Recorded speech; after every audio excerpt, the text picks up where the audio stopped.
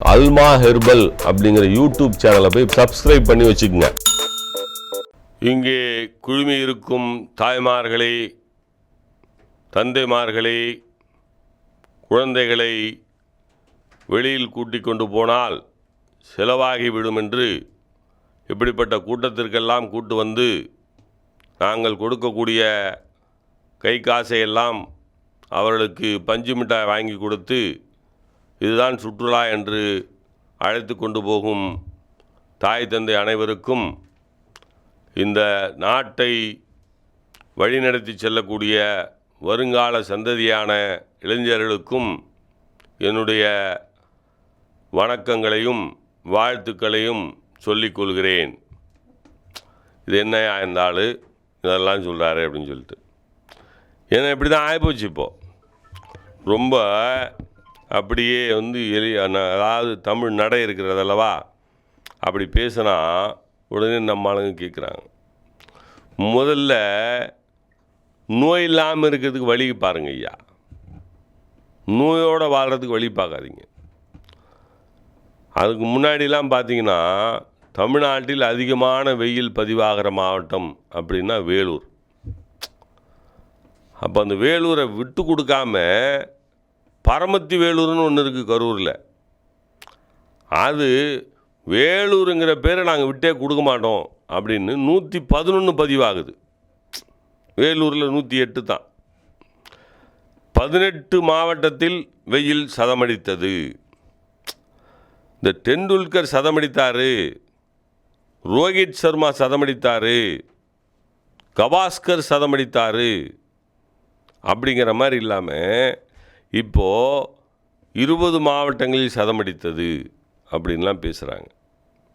சதமடிக்கிற அளவுக்கு வெயில் சுட்டெரிக்குதுன்னா நாம் எல்லாத்தையும் சாகடிச்சிட்டோம். காட்டை சாகடிச்சிட்டோம், காட்டில் வர உயிரினத்தை சாகடிச்சிட்டோம், கடலை சாகடிச்சிட்டோம், கடல் வாழ் உயிரினங்களை சாகடிச்சிட்டோம், ஏரியை சாகடிச்சிட்டோம், குளத்தை சாகடிச்சிட்டோம், ஆற்றின் போக்கை சாகடித்துட்டோம். சாகடித்தோம் என்று சொன்னால் அதையெல்லாம் மண்மேடாக மாற்றிவிட்டோம். வெயில் அடிக்குமா அடிக்காதா? அடிக்க தானே செய்யும். அதனால் இந்த வெயில் அடிக்கிறத கட்டுப்படுத்தணும்னா இனிமேல் உங்களால் முடியுமா அப்படின்னு அறிவுரை சொன்னால் அதெல்லாம் முடியாதுன்னு எனக்கு தெரியும். இருந்தாலும் ஊதுற சங்க ஊதி வைப்போம். வெயில் காலம் வந்துடுச்சு, கொஞ்சம் அடக்கம் ஒடுக்கமாக இருந்தீங்கன்னா தப்பிச்சுப்பீங்க. வெயில் காலத்துக்குன்னு சில உணவுகள் இருந்தது. அதில் தர்பூசணி பழம், ஏழைக்கேற்ற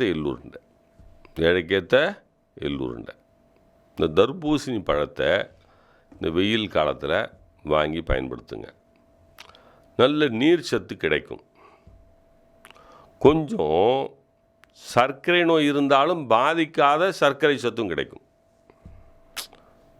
சர்க்கரை நோய் இருக்கிறவங்க பயப்படுவாங்க, அது ஒன்றும் ஆகாது அந்த தர்பூசணி பழத்தை ஒரு 2-3 துண்டு துன்றதுனால. தர்பூசணி பழம் என்பது உங்களுடைய நீர்ச்சத்தை உடம்பில் தக்க வைத்து கொள்வதோடு கொஞ்சம் உடம்புக்கு எனர்ஜியை கொடுக்கக்கூடியது. ஸ்டாமினான்னு சொல்லுவாங்க இல்லையா, அதை கொஞ்சம் சத்தை கொடுக்கக்கூடியது. அதாவது எப்படி கொடுக்கணும், இனிப்பு என்கின்ற சுவை தான் உடம்புக்கு சத்தை கொடுக்கும். லேசான இனிப்பு இருக்கிறது, அது சர்க்கரை வியாதிக்காரர்களுக்கு ஒன்றும் பாதிப்பு ஏற்படாது. அதனால் சகலமானவர்களுக்கும் நான் சொல்லிக்கொள்வது என்னவென்றால், எல்லோருமே, அது சர்க்கரை நோயாளியாக இருந்தாலும் சரி, சிறுநீரகம் பழுதுபட்டு டயாலிசிஸ் செய்து கொண்டிருப்பவர்களாக இருந்தாலும் சரி, தோல்வியாதியாக இருப்பவர்களாக இருந்தாலும் சரி, உடம்பில் என்ன நோய்களாக இருந்தாலும் சரி, அதற்கு தர்பூசணி பழம் ஏற்றது. எந்த பக்க விளைவும் ஏற்படுத்தாது. தண்ணிக்கு பதிலாக அதை சாப்பிட்றோன்னு நினச்சிக்க வேண்டியதுதான். புரியுதா? இதனால் என்ன பயன்னா, நமக்கு நீர் சத்து குறையாது. வெயிலின் தாக்கத்திலேருந்து நம்ம உடம்பை காப்பாற்றிக்கலாம். இன்னொரு பெரிய பயனுன்னா, இந்த பெப்சி கோக்கு மாதிரி வெளிநாட்டுக்காரங்க இதை கொண்டு வந்து விற்கலை, நம்ம விவசாயி கொண்டு வந்து விற்கிறான். அவர்களுக்கு கொஞ்சம் ஏதாவது பொருளாதார வாய்ப்பு கிடைக்கும். அந்த அக்கறையோடு தான் இதை பேசுகிறேன். புரிஞ்சுக்கிட்டீங்களா?